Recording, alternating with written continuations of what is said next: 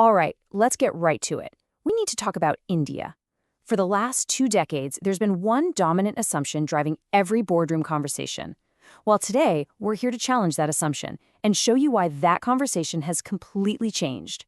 We're moving from the back office to the very front line of global capability. You know the question. For 20 years, this has been the one. How cheap can we do it in India? Right? It's been the bedrock of global strategy for so many firms. It was all about cost arbitrage. And look, it was simple, it was effective, but we're starting to see that it was also dangerously incomplete. And that's why today, that old question, it's not just outdated, it's a strategic trap. The real leaders, the ones who are winning right now, they're asking something else entirely. They're asking, how capable? They're not just hunting for savings anymore. They're hunting for strategic value, for real innovation, and for speed to market. So let's break down exactly what that means. So here's how we're going to tackle this. First, we'll look at why that old question is holding companies back. Then, we'll dive into India's new value equation. We'll cover the incredible state policies acting as a multiplier, see how it all comes together in a real-world example, and finally, give you a new playbook to take back to your team. Okay, Section 1. Let's officially put this old mindset to rest. Because what we're talking about here isn't just a small change, it's a whole new ballgame. So the way we measure success has completely flipped. It used to be all about counting pennies saved. Now it's about measuring innovation output. We're talking patents filed, new products launched. We've gone from chasing simple operational efficiency to mastering really complex capabilities. And here's the kicker. India's Global Capability Centers, or GCCs, they're not just order takers anymore. They are co-pilots, co-owning the global product roadmap. And believe me, this isn't some small niche trend we're talking about. The GCC market in India is already at $65 billion. Let that sink in. That's bigger than the entire economy of a lot of countries. And it's growing at over 11% a year. The scale here is just massive. You can't ignore it. But it's what is driving that growth that tells the real story. Look at this. Nearly half, 48% of all new GCCs are being set up with the core mission of R&D and digital transformation. The work itself has fundamentally changed. We've moved past simply executing tasks. Now India is engineering the future. So this massive shift in the kind of work being done, it brings us to the heart of the new strategy. We're talking about India's new value equation. And the big idea here is that you no longer have to choose. It's not cost or capability. It's about getting both at the same time. Now look, of course, the cost advantage is still there. I mean, an engineer in a Tier 2 city in India is still way more cost-effective than one in, say, Eastern Europe.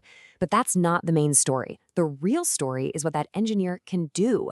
We're talking about world-class talent, people who are building proprietary AI models, leading full-stack development for your next big product launch, all at a price point that is simply unmatched anywhere else in the world.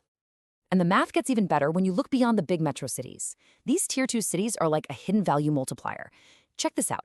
Attrition is less than half of what you see in the big cities. Think about that. That means your best people stick around and all that valuable knowledge stays inside your company.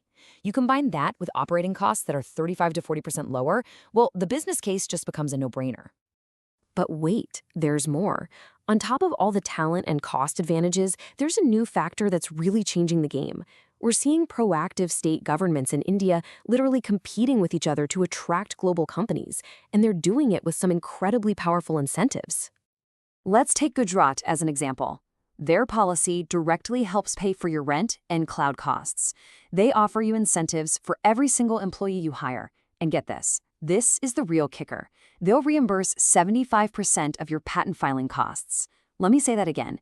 They are literally paying you to innovate in their state. Or how about Madhya Pradesh?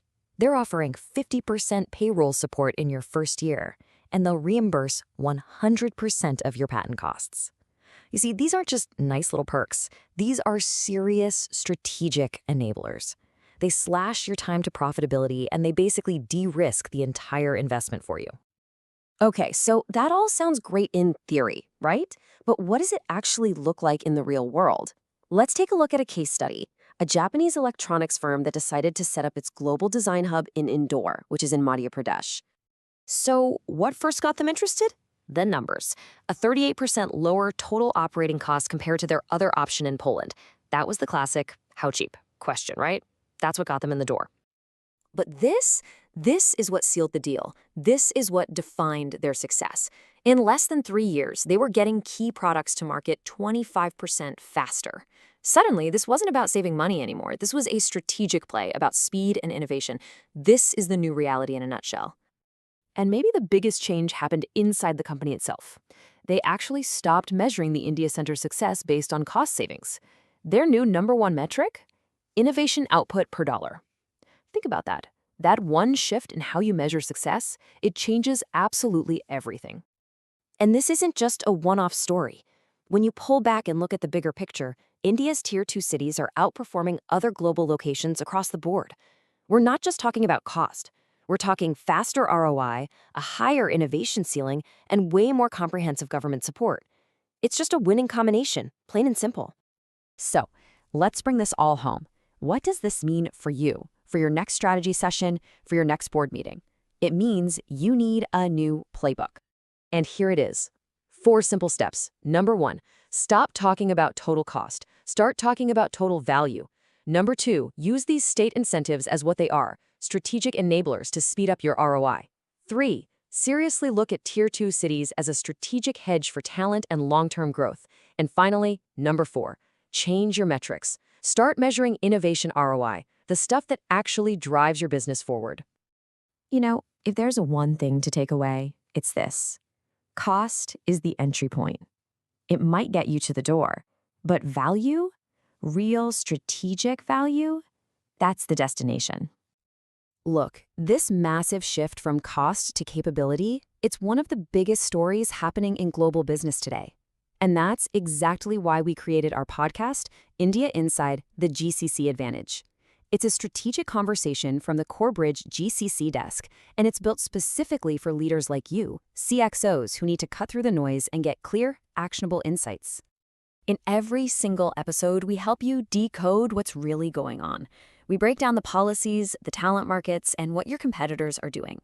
The whole point is to connect your global goals with what's actually possible in India today. So you have the on-the-ground intelligence you need to make your next move with total confidence. So if you're ready to go deeper on all of this, I invite you to subscribe to India Inside the GCC Advantage. You can find it on Spotify, Amazon Music, or YouTube. Because, let's be honest, understanding India isn't optional anymore. It's your next global advantage.